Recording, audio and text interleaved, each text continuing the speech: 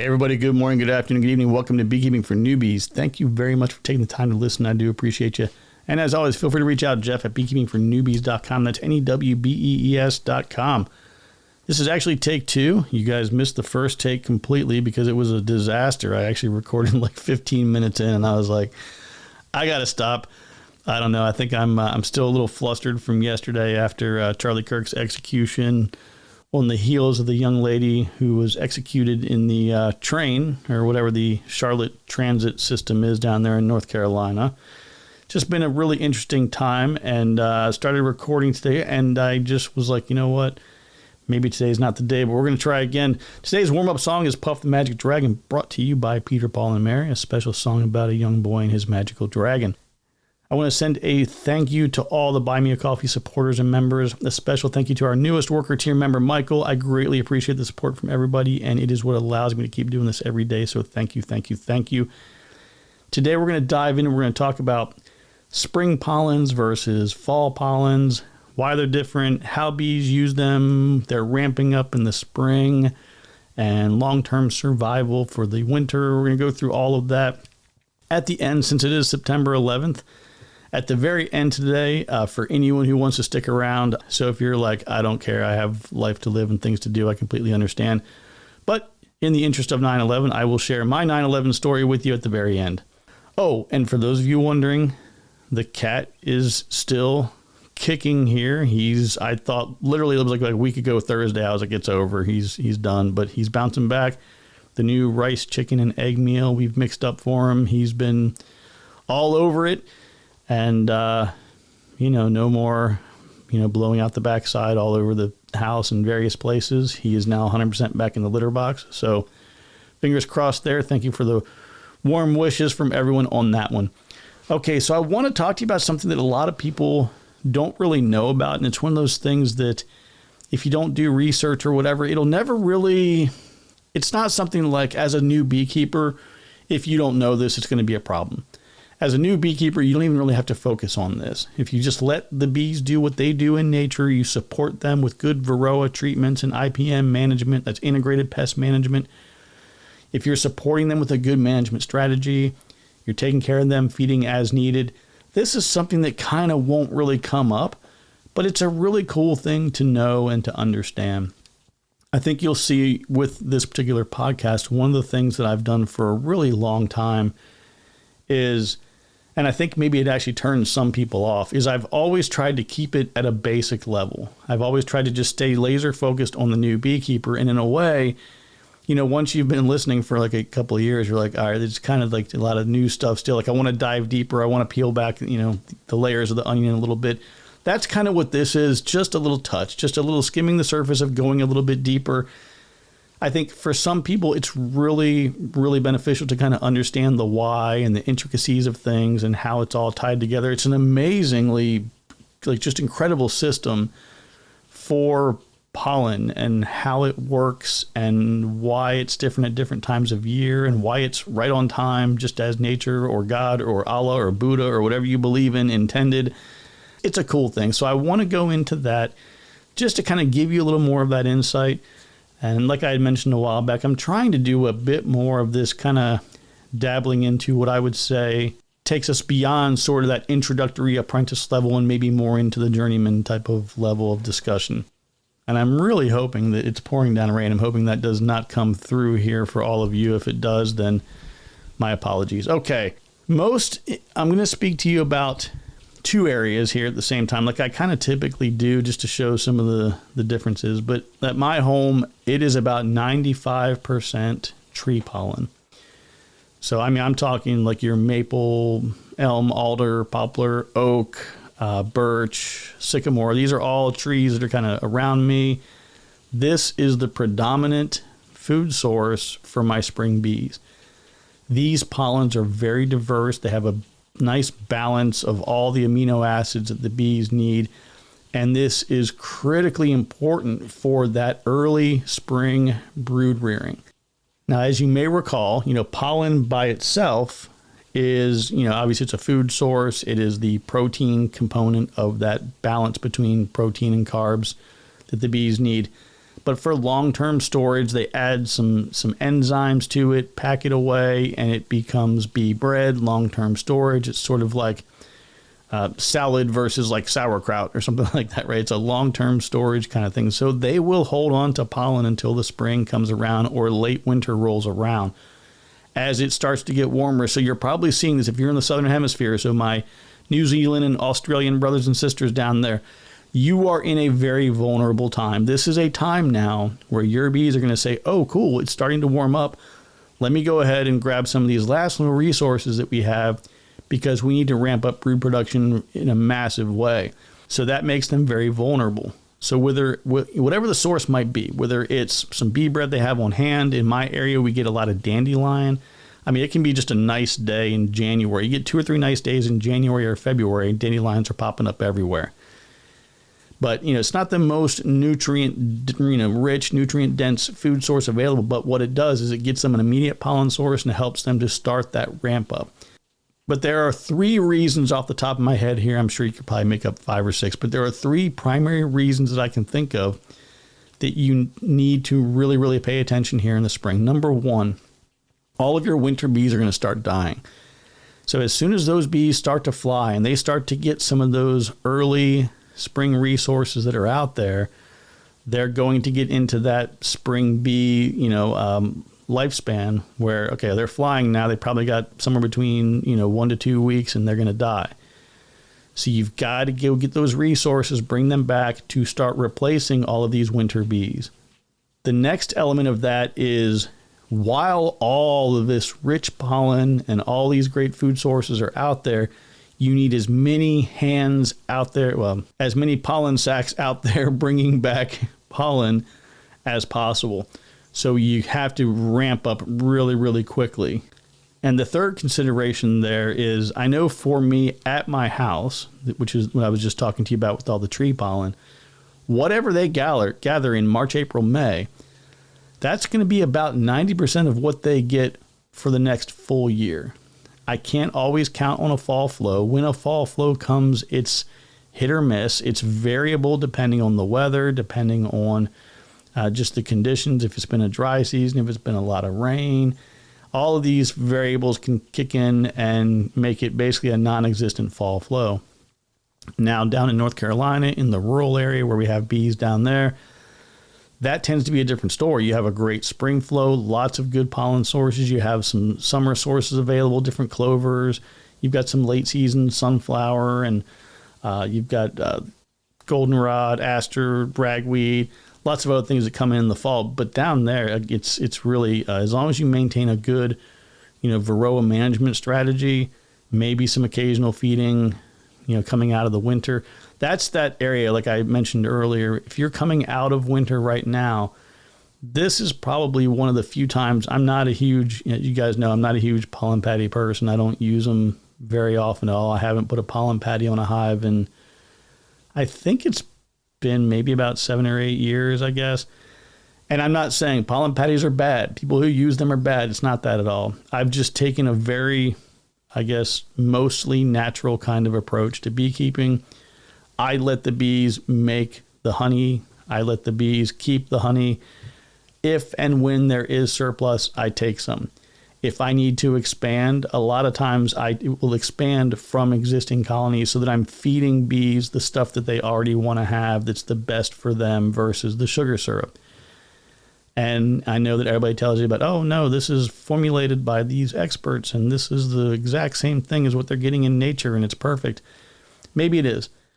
I just have not had great acceptance with the pollen patties that I've chosen. I've used 2 different types about a decade ago. The bees just were not that into them. And I just haven't gone back. And like I said, I know that they consume them and I know that it can work. I know if you get the right ones or whatever it is, I just have found that if I'm not taking a bunch of stuff from them, they usually figure it out on their own.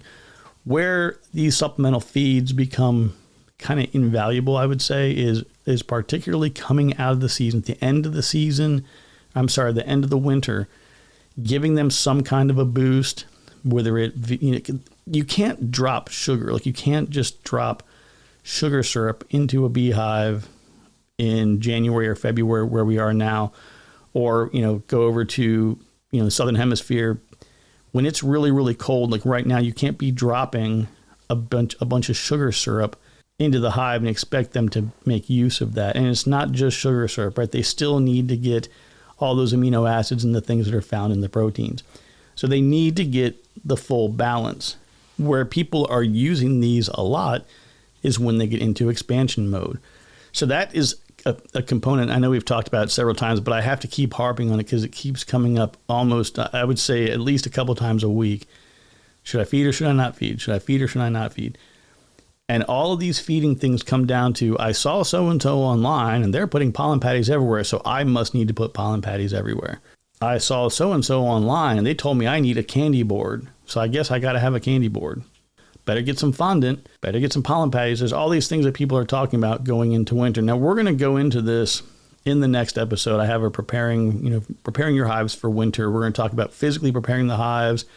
We're going to talk about, some of these things around the supplemental feeds. But bringing it back to just focusing on the spring versus the fall pollens, those spring pollens, again, are really, really geared towards ramping up brood.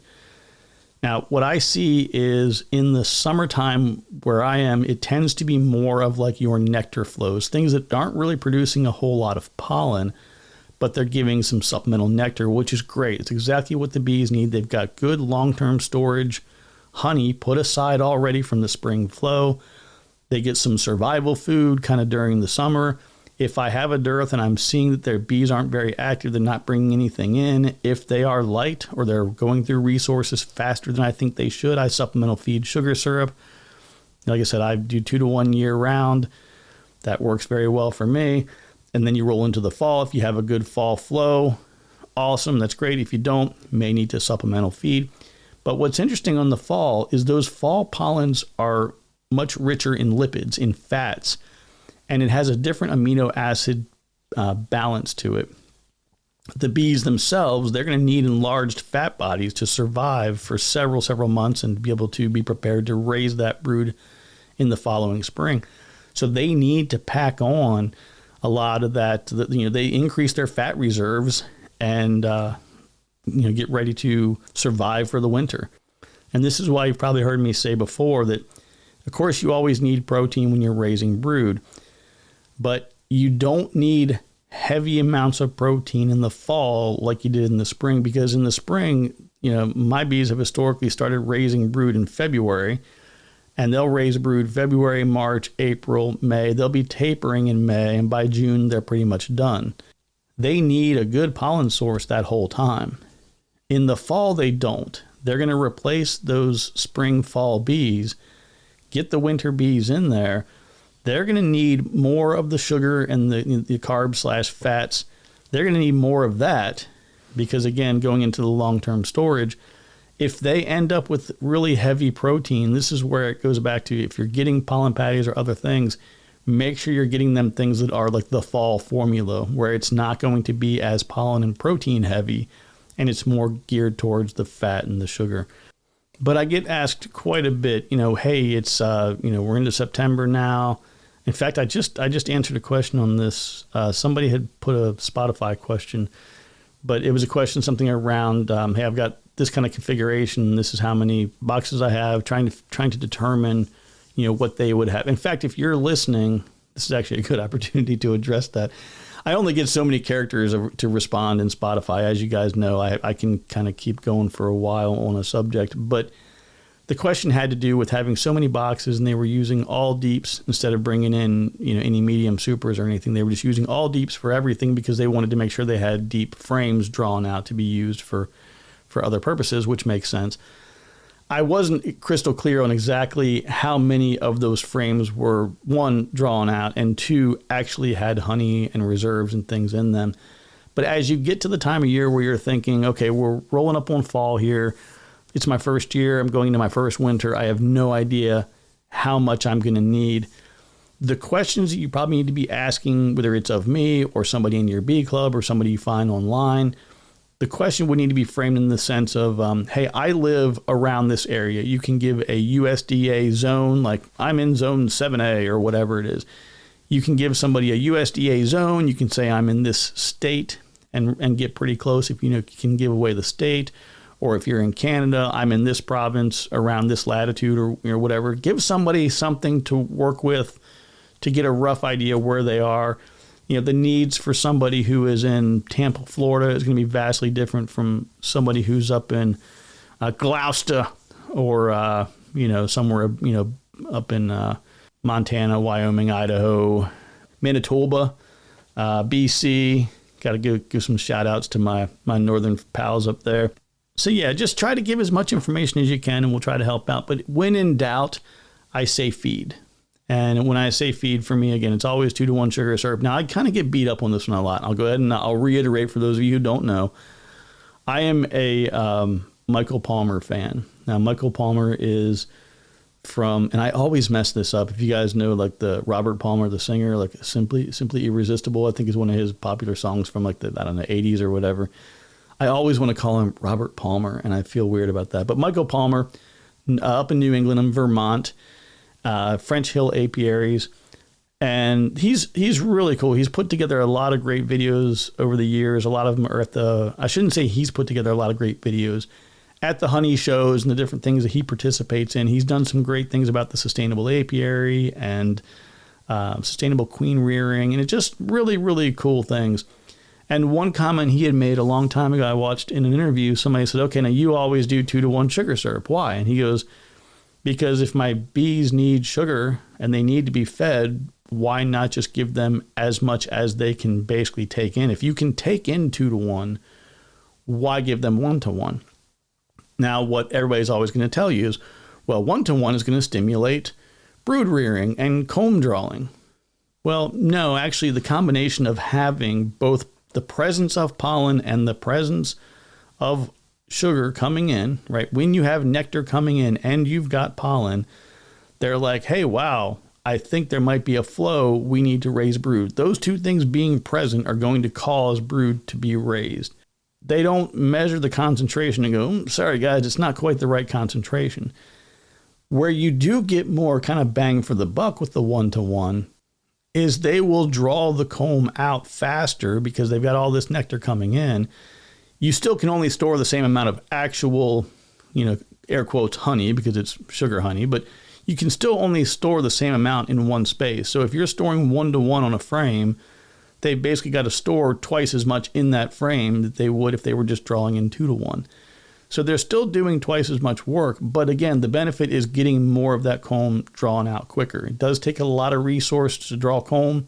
It does take a lot of resources to draw comb, and doing the 1-to-1 gives them the resources, allows them to draw a lot of comb up, much quicker. It definitely helps for that. As I've stated many times, I'm terrible at managing drawn comb. It's an area that I struggle with. But again, do what's right for you. But when Michael Palmer gave his logic behind that and just said, if they need to be fed, that's what I do, and that's all I do. And I just thought, well, this guy's been doing this for, I think now it's probably close to like 50 years, 45, 50 years. He's found a formula that works, and I love it. And I know I've told you guys too about I have a video on YouTube showing you how to do this. But for making that 2-to-1 sugar syrup concentration, I'm going to go ahead and explain to you for about 60 seconds tops. Now, there's two ways to do this. One of them is I just use a 25-pound bag of sugar. But if you're not using a unit of measure, it doesn't matter. Take a bucket. On the inside, 5-gallon bucket. On the inside, go down about 3 inches or so, make a black mark with a Sharpie. You can make the mark on the outside if you can see it through. You can take a blade and do a little scrape. Whatever you got to do to make a point that you can mark, or just estimate, okay, that's going to be about 20 centimeters down or 3 or 4 inches down, whatever you want to do. Fill it to that point with sugar. Then fill it with water. Then get a big mixing paddle. I have a big mixing paddle for that goes into a drill, like a cordless drill. And I mix that sugar syrup up. And as that water fills the air, everything drops down. Fill the water back up to that line again. Mix it again. And you'll do this 4 or 5 times. Once all of your mixing results in no drop at all in the water level, you are now at a perfect 2-to-1 concentration. That's all I do. I remember years ago getting on the stove, heating everything up, mixing in the sugar until it dissolved. And no. I haven't done that in like 10, 12 years. Just do this technique. You can do a 5-gallon bucket in about 3 or 4 minutes, maybe something like that. and you're golden. Now, what will happen is, however you disperse that, like if I use that 5-gallon bucket a lot as a feeder itself. I put a lid on it, flip it upside down, make it nice and level. I've already got holes drilled in it, and it's already set up as a little feeding troughs, and the bees will go to town. You will have some of that sugar is going to like kind of recrystallize, right? It's a very dense kind of mixture. Every couple of days, it doesn't hurt at all to add a little bit of water, maybe add a little bit more sugar, but mix it all up again, and then you're back in business. But if you need to feed in the fall, feed them sugar syrup in the fall. Avoid the proteins. Like I said, again, once they've ramped up those winter bees, they don't need a lot of protein or pollen. Now, you're probably saying, like, Jeff, I don't know, man. I've got 8 frames of honey. Is that enough? When in doubt, give them sugar syrup. Because the thing is, you can always be sitting around in the spring going like, man, that's really cool. My bees had 4 extra frames of honey. Whether it's sugar syrup honey or real honey, that doesn't matter. You have live bees in the spring. It is so much better than opening a hive and just seeing a big pile of dead bees in there. And you're looking through every frame and there's nothing there, and they're done. It is so disheartening. It is so sad, because as a beekeeper, you do a lot of work. If you're doing your job, that's the tough part. A lot of people don't really see a hobby beekeeping or a hobby beekeeper as really having a job. It's just this fun little thing I do in my garden. It's a job. Like, you got to take it seriously. It's a job, because in the combination of just inspecting and maintaining the bees themselves, your integrated pest management strategy around varroa and hive beetle, wax moth, like any other kind of disease that can get in there between sac brood, chalk brood, foul brood, blob brood, like all your varroa associated diseases and illnesses, supplemental feeding, expansion. There's just so much stuff that has to be done, and it's constant. And a lot of times you can do like 90, I shouldn't say 90. You can do like 19 out of 20 things right, and you drop the ball on one thing, and that's all it takes. Use varroa as an example. Do every single thing else right, and you're 19 out of 19, and you're like, I'm not going to treat for varroa, and then you lose your bees. Where it gets really bad is when you don't treat, and they make it through the winter, and you're like, told you I didn't need that. And then they're all dead. Like in the U.S., they're all dead by like May or June. They're all just sick and struggling and just having a hard time, and it's no good. So if you don't know, just go ahead and feed them, and they'll build up some extra, and you never know, it might be just what they need to get through the winter. So at this time of year in the U.S., it's like a lot of goldenrod, aster, ragweed, smartweed, knotweed. There's a lot of things that are out, but I still just get really just baffled and amazed and impressed at how the bees get exactly what they need when they need it. Now, I think there's different ways you can look at this. As a person of faith, I would say that, well, this is the way God intended it. He put everything here as is needed in the spring, and they get what they need. And then in the fall, they need something different. That's why he has all these other amazing, diverse sources of food that are available in the fall. If you are a person who believes in a couple of rocks slammed into each other and that made everything else, then from that, you're going to say, well, the bees who need the resources, the bees who were able to adapt to the resources that were present are the ones who are still alive today. Whatever you want to believe, doesn't matter to me. I don't care. I know where I am. So you follow the path that's right for you. But whatever you want to believe, you still got to admit that it's one of the coolest things that nature is delivering exactly what the bees need at exactly the right time. A couple of things just to kind of reiterate here. It is critically important to remember that not all fall flows are created equal. And like I said before, start early, feed early. It's never going to hurt them to have a little bit of extra.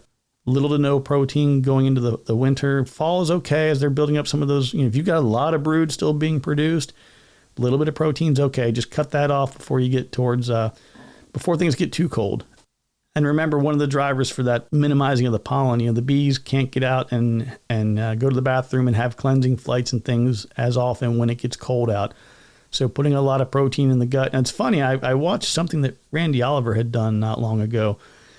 And he was under this impression that, wintertime bees don't carry a lot of pollen because it's all fats and lipids. They don't need pollen. And I think that of this sample of like 30 bees that he had crushed up to test on, found that there was pollen in the guts of all of them, which I thought was kind of fascinating. But you just don't want to have an excessive amount, because some indigestible material can sit there in the gut. It can lead to dysentery. So pay attention to that. Randy does some really cool studies and research. You ought to go to scientificbeekeeping.com and check out some of the things that he's done around dysentery and nosema and all that. A lot of times people will generically see dysentery and be like, oh, or they'll see a lot of waste and be like, oh, well, this is dysentery or this is nosema or it's this or that. But you ought to check that out. Some really good write-ups and research that he's done in that space. So a quick recap here. Spring pollen is really all about giving a good, diverse, amino acid balanced, rich pollen formula to raise new brood. Summertime, it's all about sustainment. Hopefully you can find some sources of nectar, maybe some occasional supplemental feeding in there. They're probably going to dig into the honey reserves a little bit if they do have a dearth. In the fall, hopefully you get a nice fall flow. We're shifting over to fat building and the right nutrition for winter bees. So that's going to be everything that I have for you today on kind of like the spring versus the fall pollens. I think it makes sense. I think it's kind of useful. Does it matter to you as a day-to-day beekeeper? No. Right? Keep feeding the bees as they need to be fed. Keep doing what you're doing.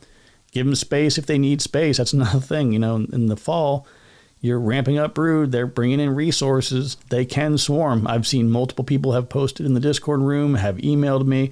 I had somebody email the other day and they're like, my mentor said that bees don't swarm in the fall and I just watched mine leave. It can absolutely happen. So definitely pay attention with space. Not as much as you need to in the spring, but you do still need to pay attention. And let me do real quick. I'll tell you what, I'm going to wrap up most of everything. I'll tell you my 9/11 story in a second, but for those of you who may not want to stick around for that, I want to thank you to all the people who support the podcast through Buy Me a Coffee. As I mentioned in the last episode, 100% of all the proceeds that I received this year went to buying packages for 2026. So thank you again for that. And we'll go ahead and I'll do my quick story here. So 9/11, September 11th, 2001. At the time I was working in an intel organization in the DC area. And it was a really typical day. In fact, I remember it was a beautiful day, but I was in some training in Roslyn, Virginia. So for those of you who really aren't familiar with everything geographically, there is sort of like the Jefferson Memorial is kind of like in that river basin area near the Potomac River in Washington, D.C. Just across that river, a little town called Roslyn over there in Arlington. I was in Roslyn for some training. Went to the training on Monday. Everything's fine, perfectly normal day. Went home. Now, when I was doing this, my oldest daughter was like a year and a half old, something like that. And my wife dropped me off. Now, they had this thing, it's HOV, high occupancy vehicles. So if you have 3 or more people in your vehicle, you can ride in these special lanes. They now call them the class warfare lanes because as long as you're willing to spend like $20, $30, whatever it is, you can ride in those lanes during high traffic times. So the government collects more money in taxes from the wealthier people. It's kind of a fun little thing. Anyway, so we had 3 people. My daughter made number 3.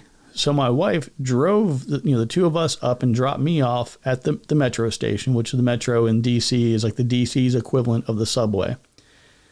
So I get on in Springfield, I get on the blue line, and I take the metro. It goes through a couple of stops. One of the stops is the Pentagon. It goes, right under the Pentagon. There's actually a stop at the Pentagon. So you can, if you work at the Pentagon, you can get off the metro and take the escalator up and go right to work in the Pentagon. I went like 2 more stops, past Arlington National Cemetery and then to Roslyn. And I got out and made the walk from the station to the building I was in. I was in a 20-story building and I was on the 10th floor. And I walked in and was chatting with the guys and just regular day. I sat down at this computer and it was a classroom setting for training. There's probably 20 of us total. At that point in time, maybe 8 or 10 of us were in the room. And it's a few minutes before 9 and somebody comes in and they said, hey, listen, we're going to be a little bit delayed on our start today. There's been some kind of incident in New York. And I didn't think much of it. I just thought, okay, whatever. And then someone said, yeah, a plane hit one of the towers in the Trade Center. And I was like, oh, wow, that's interesting. So my mind immediately, somebody's flying like a little Cessna, a little 2 or 4 seater kind of thing. And they just lost control and hit the building. And pretty quickly realized like that wasn't the case. And I thought, well, that's really unusual. I'm not a pilot. I don't know much about piloting anything, but I feel like missing a really big building should be a lot easier than hitting it, I would expect. But I guess, there are certain scenarios, obviously you lose control. It is what it is. And then I hear second tower's been hit. And that's when I knew, I'm like, okay, whatever's going on, it's definitely intentional. Now, at this point, I'm probably like a year and a half out of the Army. So my mindset right away goes into like tactical kind of mode. And I'm thinking like, all right, I got to make a plan. And right away, they start closing things. So the metro was closed. So I was about, 22, maybe 22, 24 miles from my home. And of course, it's all, pretty dense city, slightly urban / suburban, depending on exactly where you are in that journey from where I was to my house. So I'm in this building, and I had just pretty much standardized on wearing like a 3/4 cut hiking boot like all the time. I just felt like whatever happens anywhere, if I have this little hiking boot on, I can at least walk or run or move over pretty much any kind of terrain. So I'm wearing this little hiking boot, and I'm thinking like, wow, I'm glad I have these on. And I didn't really know what was next. My mind went to some kind of a foreign invasion, like there's going to be some type of attacks kind of like on the streets, random thing. I didn't know what to expect, but I thought that pretty much anything was on the table. I figured this was the beginning of something. So I picked up the phone. In fact, there was actually, I feel like there was even a phone book. I feel like I remember having a phone book in my hand to actually look up. Oh, for those of you who don't know what a phone book is. Anyway, so I'm looking around, and I find a local gun shop because I'm like, I need a rifle. It's just where my gut goes. A little kid likes a blanket. I like a rifle. So I called local gun shop. It was probably a few miles away. And I said, hey, I just wanted to check and see if you guys are open. I need to drop by. And they're like, oh, no, we're closed. National emergency. And I was like, all right. And that was the closest one. I mean, in that part of, being close to D.C. like that, up in that area, that they're not really big fans. So I didn't have anything else close that I could go to address that issue. My next thought was, I need a bike. Now, I'll buy a bike, and at least I can move a lot faster on a bike. Call the bike shop. There was a bike shop, I think like 2 miles away. And there was no way I was taking a cab. The roads were starting to back up very, very quickly. But I thought, well, I can walk there. So I called him like, hey, I need to buy a bike. And the guy's like, no, man, we're closing up the shop. We're getting out of here. And I'm like, can you stay for like 20 minutes? I don't care. Like whatever you got, I'll just take whatever you have. I just need to get a bike. And the guy's like, we got to go. So they're out. So now I'm like, okay, I'm walking. So I thought, well, they had some things there at this place. I was getting the training. They had like some fresh fruit. I remember Jolly Ranchers. Like they had this big bowl of like watermelon, grape, cherry, I don't know, a few other flavors of Jolly Ranchers in this little centerpiece. But they had like bananas and oranges and apples, granola bars, like your oats and honey. And so I just thought, well, I'll grab a lot of this stuff. This will be cool. I can take some of this with me. Water was a big concern because I didn't really have, back then they had bottled water, but it wasn't like it is today. Like now everybody like has, get their phone in one hand and the bottle of water in the other. People always have water all the time. Back then, like we would just actually leave our house without water for 4, 5, 6 hours at a time. I know it's kind of a weird thing, but I remembered seeing a CVS at the building across the street when I first got there that day. So I thought, I'm going to go across the street to the CVS. I'll find like a little backpack or something in there. I'll grab some supplies, maybe a little first aid kit, some water. And there's a thing, I'm not sure if many of you are familiar with it, but it's called moleskin, MOLE skin. And it's really good if you get like a blister on your foot, you can kind of wrap some moleskin around that area and protect it and kind of keep going. This is something we use a lot in the Army. So if we had to be on our feet for days at a time and your feet are starting to get a little bit funky and then you get a blister, once your feet start to blister, man, if you can't walk, you can't fight. And I always had moleskin. I had this little pack that was on the back of my harness called a butt pack, and it was just a pack that was, literally like above my butt, lower back area. And I always had some moleskin in the butt pack, and you just cut it to size and put it around the blistered area, and it provides some protection. So I thought, well, with a 20+ mile walk ahead of me, I'm going to need that, maybe a flashlight, some other things. So I go down to the CVS, and I walk up to the door, and a big sign on the door, closed, national emergency. And I'm like, geez, this is not getting any better for me. So I go back upstairs, and I'm on the 10th floor. I'm sitting back at this desktop computer again, trying to figure out what I'm going to do. And everybody's still there. Everybody who was in this particular training, they're still there. Nobody had left. And then I hear, hey, the Pentagon's been hit. And I'm like, oh boy. So I go back into that little kitchen area, and I find a couple of plastic bags, like grocery store plastic bags. And I start loading things up. And I had some kind of a container. I know I had one container that I put water in. I seem to remember having like 18, 20 ounces of water or something. But I definitely had like 2 bananas, apple, orange, a handful of Jolly Ranchers. I had all of that double bagged in these little plastic bags. I'm like, this will be good enough. So I get all that stuff. I've got it back at my desk. I'm just trying to formulate my strategy. I walk out into the hall, and I'm thinking, like, I wonder if I can see out the other side of the building to actually see the Pentagon. And the way that this building was set up is you had a elevator shaft on both sides of the center of the building, coming all the way up the building. And then as you stepped out of the elevator, to the left, you have one office area. And then to the right, you have another office area. And then you had, of course, halls on both sides that, had bathrooms and maybe a couple of other closets, offices, whatever else. So directly across from the office area I was in, this guy, I'm kind of glancing through to see if I can see anything. This guy walks by, sees me, stops, comes back, opens the door and says, hey, you want to take a look? You want to see the Pentagon? And I was like, yeah, if you can, that'd be great.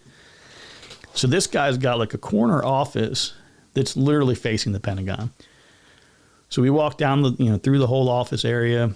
We get back into that corner, and I don't know. I'm guessing it's about 3 miles. I don't think I've ever actually measured it, but yeah, like about 3 miles away, I'm just watching the smoke come up from the Pentagon, and I'm thinking like, all right, well, here we go. I think I spent about, I don't know, maybe 60 seconds or so there.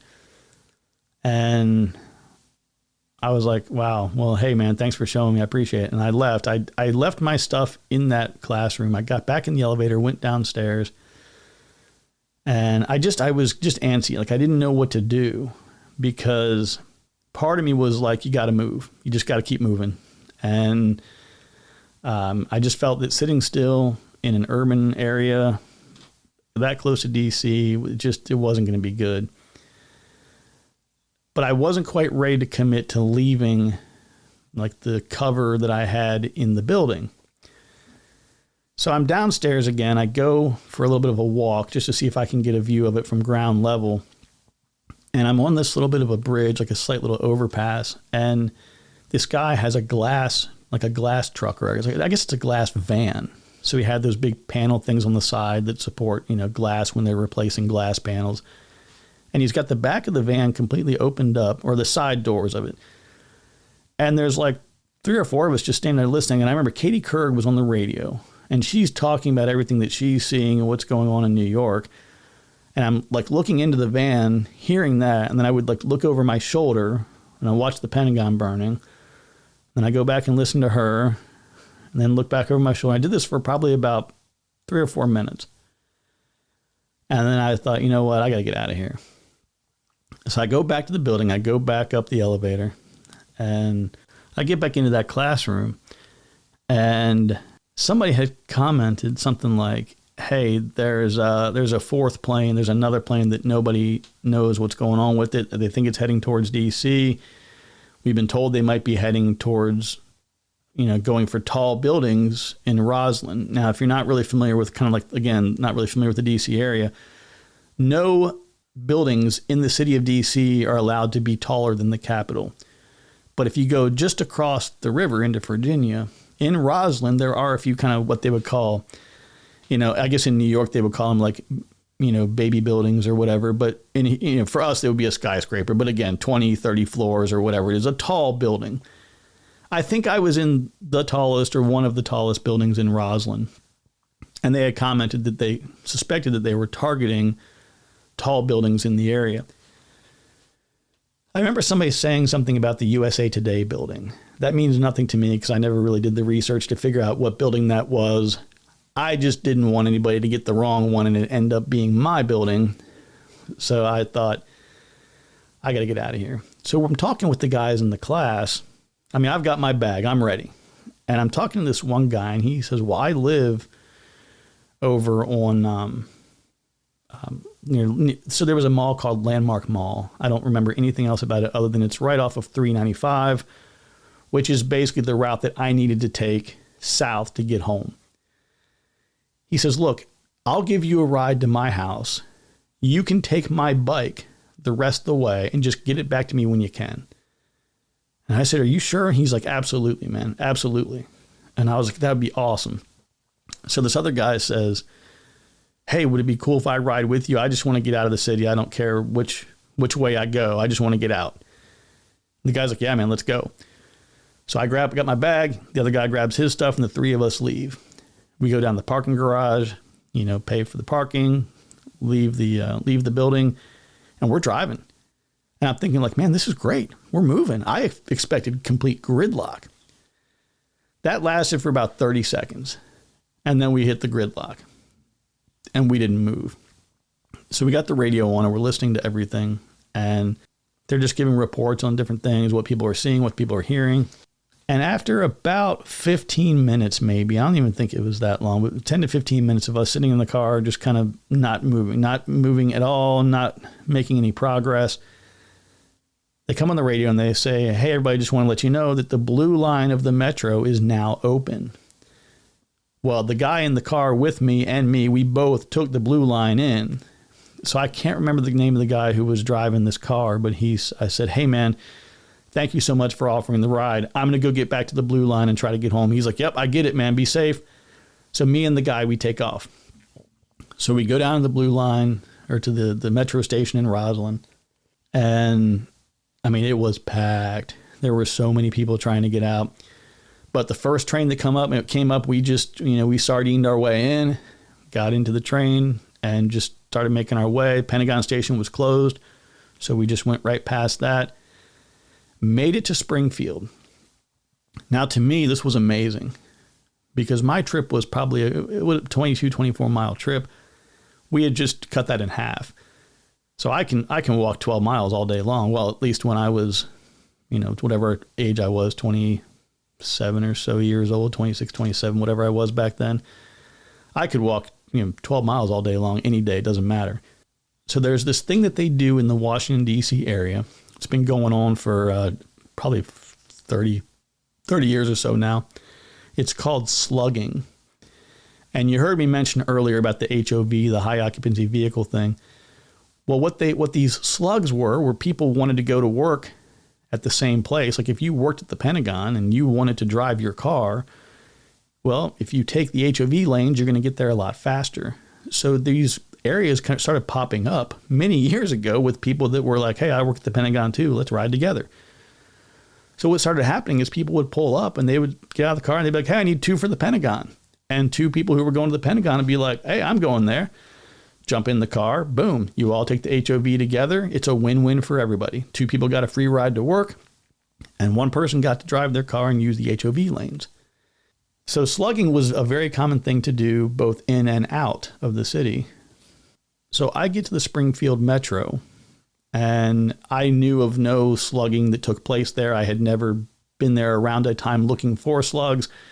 If I ever went to the metro, I drove, I parked, I rode the metro, I got in my car, I went home, when I got back. So I was expecting nothing. My plan was to get there, start walking home. I mean, most of it was a lot of woods on the way there. Once I made it about 3/4 of the way, I knew it would be all area that I roamed as a kid. So I was not worried at all. I leave the metro, the actual train. I start walking down this, the walkway, the overpass above the road, the pedestrian walkway. Go across the pedestrian walkway. I'm coming down the escalator. And there's a guy at the bottom of the escalator, and he's holding up a sign. I lived in Woodbridge. And he's holding up a sign that says Woodbridge. And he says, "I need 2 for Woodbridge." And I raised my hand and I said, "I'm going to Woodbridge." And this guy right behind me says, "I need to go to Woodbridge." He's like, "Great, let's go." So again, had no idea who this guy was, did not care at all. Me and the other guy walk over, we get in his car, we drive away, we get in the HOV lanes, and we're cruising. The regular lanes were lots of traffic like they always are, but the HOV lanes were cruising. And there was this big parking lot. Again, if you're familiar with the area, I want to say it's around exit 156, I think, if I remember correctly. My exit was exit 160, which was Occoquan Lake Ridge. But 4 miles down the road, exit 156 was I think it was the exit for the Prince William Parkway, maybe. But there was a big commuter lot down there. And when I was a kid, I grew up and roamed the woods all through that whole area. We were always in the woods back there. So this guy says, "Well, where do you need to go?" I said, "The commuter lot's fine." He's like, "Okay, cool." The other guy's like, "Yeah, my car is the commuter lot, no problem." So we pull in, he drops the one guy off his car. He goes, "Well, where are you parked?" And I'm like, "Well, I'm not parked. I'm going through the woods." And he goes, "Well, I mean, do you want me to take you home?" And I was like, "Look, man, I don't want to inconvenience you. I'm sure you got a family you got to get back to or whatever. I grew up here. I know these woods. I'll be home within an hour." And he's like, "I don't mind giving you a ride." I said, "If you don't mind, that's awesome." So he takes me, on another 12, 15-minute drive, gets me into my neighborhood. And I'm like, "Man, this is far enough, dude. Just drop me here and I'll walk the rest of the way." And the one regret I had is this guy he was some kind of an artist or a painter or something. And there was something in his car that was really cool that he had made. And he was like, "Yeah, I'm selling that." And I had enough money to buy it. And for whatever reason, I didn't. I should have just been like, "Hey, man, I want to buy that from you. I appreciate the ride." And I didn't. I offered him money. He wouldn't take it, just for the ride itself. But I really wish I had bought that thing from him. So I get out of his car and I walked probably a mile and a half from there, maybe a mile to my house through the neighborhood. And that was it. I made it home to the wife and my daughter and, just hugged everybody, made a few phone calls, tried to check in with people, and then just kind of spent the rest of the day enjoying the beautiful blue sky. But it was crazy. And the weird thing is, so my godfather used to work in one of the Twin Towers. So I'm calling my godmother up in New Jersey, and I'm like, "Hey, is everything okay?" And of course, everything is busy. I had a heck of a time getting through, but finally that evening, I was able to catch up with them and found out that he was no longer working there. But of course, that was very devastating for everybody in New Jersey, New York, because everybody had friends and family who worked in the city, and it was pretty crazy. But I was really, really happy to get a hold of my godparents and to talk to them. Now, the interesting thing is the Pentagon, my mom worked at the Pentagon. So if you're not familiar with what a PEO is, it's a program executive office. So my mom worked at the program executive office for night vision. And she was in night vision since the 80s. And it was kind of cool when I was a kid. I remember a few times them allowing her to bring a pair home for the night or whatever. And I remember being I don't know what I was, 9 or 10 years old, and actually having night vision and looking around the neighborhood. We didn't take them out and about, but I was able to step into the front yard and kind of look around. It was really cool. It was Gen 1 night vision. It was really poor by today's standards. But anyway, Mom, worked at the Pentagon. And What had happened was, I don't remember the exact year, but we'll say that it's maybe, let's say 1998, maybe 98 time frame, 99. Geez, it might have even been as late as 2000. It was probably around 2000 when they said, hey, we're going to start renovating the Pentagon. The first group to do renovations was my mom's group. So they moved everybody from her whole area out, and they moved her to an office over in Alexandria, over in Crystal City, which is just, a little place right next to the Reagan National Airport, right next to the Pentagon. They moved her to an office building over there. And once her area had been completely renovated, instead of bringing her back, they just took the people that were next door to that area and had them just move over. So basically, the first people to get renovations had to move out, and they weren't going to basically ever come back until all the renovations were done, and then they would be the last ones back. It kind of made sense instead of trying to move offices all over the place, back and forth, over and over again. Turned out to be a life-saving thing because the area that the plane hit was right where my mom used to work. So if my mom had not been moved out of there for the renovations, she would not, she's not with us today, but she would not have been with us from 2001 up to 2016. So that would have been a little bit more tragic there. So that's pretty much my 9/11 story. I figured nobody asked for it completely unsolicited, but I figured it's a good day to reflect, especially again on the heels of an assassination yesterday and lots of crazy things going on in our world. So please take advantage of the time you have today. If you can carve out a few minutes and just, remember I think it was 343 firefighters, fire and EMS first responders who were killed that day, over 3,000 people. It was a crazy day that changed a lot of things for us for at least for a few years. Things are pretty much back to the regular level of hatred that they used to be. But, that's my story. So again, thank you everybody who is supporting the podcast through the Buy Me a Coffee, and check us out, bestbeekeepinggear.com. We got a few things over there for some reviews, some tips, and some how-tos. And the new website is still about 95% done. I have not fully set up everything the way that I want to, but the downloads section is now under resources, so you can still find all the swarm trap plans, nuke plans, different articles. I've posted a couple of newer articles there about, one of them is about mentoring. One of them is some disease-related things. So check those out if you have a few minutes. And outside of that, take care, be kind to one another. Remember that I love you. There's nothing you can do about it. We'll talk to you soon.